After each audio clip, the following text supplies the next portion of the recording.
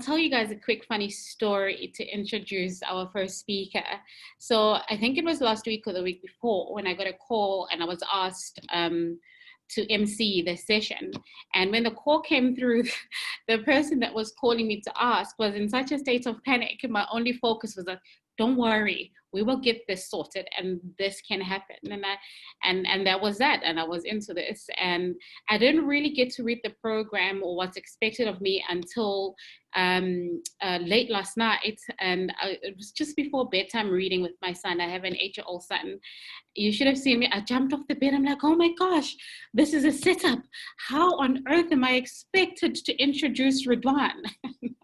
And to which my son is like, Haibo mama, relax, you got this. But it is such excitement and honor and privilege for me to be able to share and introduce Ridwan to you. He is what's the word?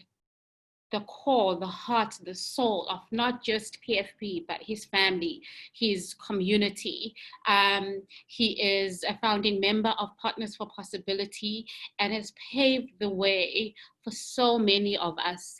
His passion and his love for the education sector is unparalleled. He has been a principal at Kennemer Primary for at least 17 years or so and has been an educator for even longer than that. There is no way, you know, if you think of Barack Obama, this is our Barack Obama right here today with us. And I am so excited to hear what he has to share with us. So over to you, Ridwan, and welcome.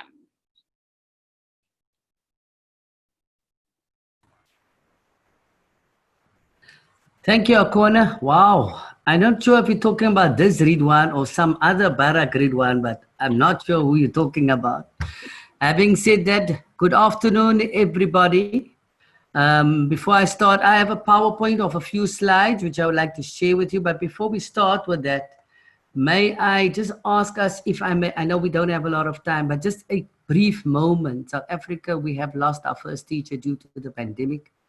And I just wanted us to just offer a moment of silence for the challenges that we are all facing. So just a quick moment of silence.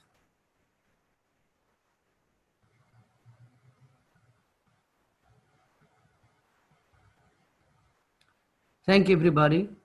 And so I'd like to offer a prayer to all the caring cleaners, all South Africa's caring cleaners. I also want to salute all South Africa's fabulous foremen, South Africa's terrific teachers, and our passionate principals. And I think these are the new soldiers that have been sent to the front line, and we need to do everything we can to support them and appreciate them and affirm them. And so with that having been said, I'd like to offer a prayer for all of them and the well-being as they all together charter this very new norm that everybody is speaking about. And so I'm just going to quickly go into my slides. So if I may pause just briefly, as you can see, I used to call myself Superman, the superhero that Helene is talking about. I used to see myself as Superman, but now entering this pandemic, I see myself as Bang. It looks like I'm going to be having a challenge with my PowerPoint, so I will just carry on. Sure. And so what I do at Kennemer Primary School is, and I will share the PowerPoint with you perhaps later, it's just a pity. What I do at Kennemer Primary School, we give everybody an A. We believe in the words of Ben Zander that when you give somebody an A, he or she is going to step into that A. And so we celebrate the fact that we want to give them that A because we believe that they need to show up differently. The Red Indians in America used to say that they have a circle of courage. And the circle of courage speaks to 4 philosophies that they believe we as human beings need to aspire to become whole human beings. So they first speak about a sense of belonging, a sense of mastery, a sense of generosity, and a sense of independence. And when we give our teachers and our staff an A, we are actually working towards integrating the sense of belonging, the sense of mastery, the sense of generosity, and the sense of independence. And so what I have done is I've looked at these 4 quadrants and I thought, what are the most important things that we need as we move into this unknown world?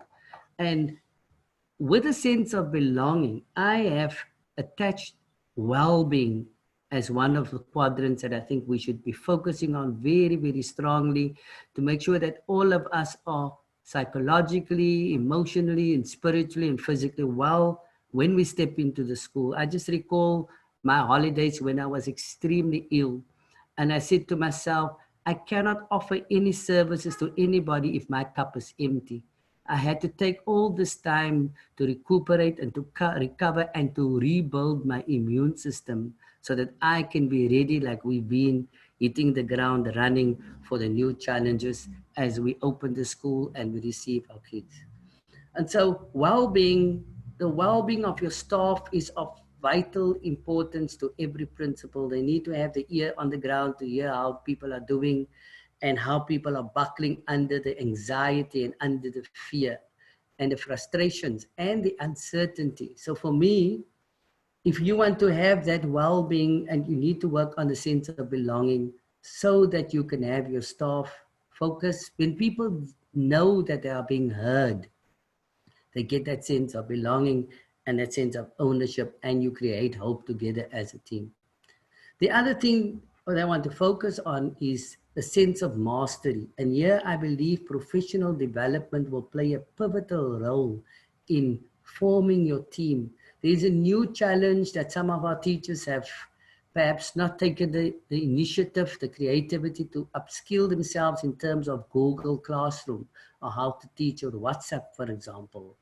And so for me, there are now many, many online courses available, and the sooner we get our staff honing those kind of skills so that they can be of service to children who's not at school and do online teaching or distant learning. I think that's one of the key issues that I will want to focus on as we move into this pandemic and we're trying to see the light at the end of the tunnel.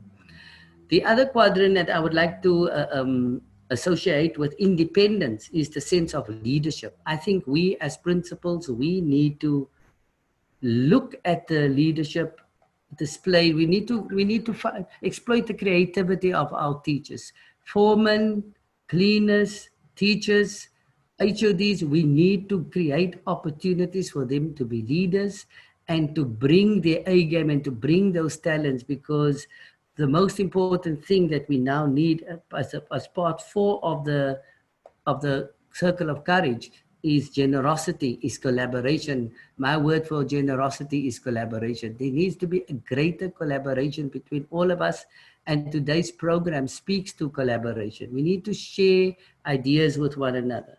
And so very briefly then, for me, the circle of courage of the Red Indians is of critical importance for me if I want to give my teachers an A, live into those 4 quadrants: sense of belonging, sense of mastery, sense of generosity, and a sense of independence. And with those 4, we can begin to try, and our children, our students, our teachers, give them this feeling of being whole human beings with confidence who have something to offer. And specifically for me, as I mentioned earlier, focusing on the COVID, a sense of well-being, professional development, collaboration, and leadership. On the issue of well-being, Ben Zander says that who am I being that those around me don't have shiny eyes? So if I'm a principal, I need to show up with shiny eyes so that I can instill hope, so I can inspire, so I can create an atmosphere where people feel that they are safe, that they belong, and that together we can win this and we can do this. On the issue of leadership, as I mentioned very briefly again, every staff member is a leader. You need to have a flat structure, be open-minded to afford cleaners, foremen, teachers, even the kids who step into their creativity and into leadership. Acknowledging and affirming the gifts as you see them is critical for building leadership. Saying please and thank you goes a long way in building a sense of belonging and a sense of kinship. And so supporting our different leaders, our teachers, our staff at different levels to take ownership of the levels of accountability entrusted to them is what we need to be focusing on. Each one needs to be responsible, reflective, and accountable so that each cog in the wheel does what is needed for us to pull through. Just very briefly again, professional development, how to teach. I did a course called How to Teach with WhatsApp in mind through CTLI. They are now offering another course for all teachers. And I think that is where we need to focus on at the moment. And then lastly, collaboration. We need to become generous beings, a reciprocal way of life, sharing with others and learning to ask for help. When we are stuck, we need to make ourselves vulnerable and be able to ask whomever for help. And lastly, we need a joint effort of individuals who's beneficial in reaching the desired goals of the school and the team. So we need a collective so that as a collective we can reach the beneficial goals and desired goals of our school. So that in essence is my 5 cents worth in terms of how I see us moving forward through this difficult period. Show up with confidence, be prepared, take care of yourself, and then in turn your staff will see that you are confident, that you are aware of the dangers, and that you only have their safety in mind. Yeah, so that's my little bit, Akona, for now.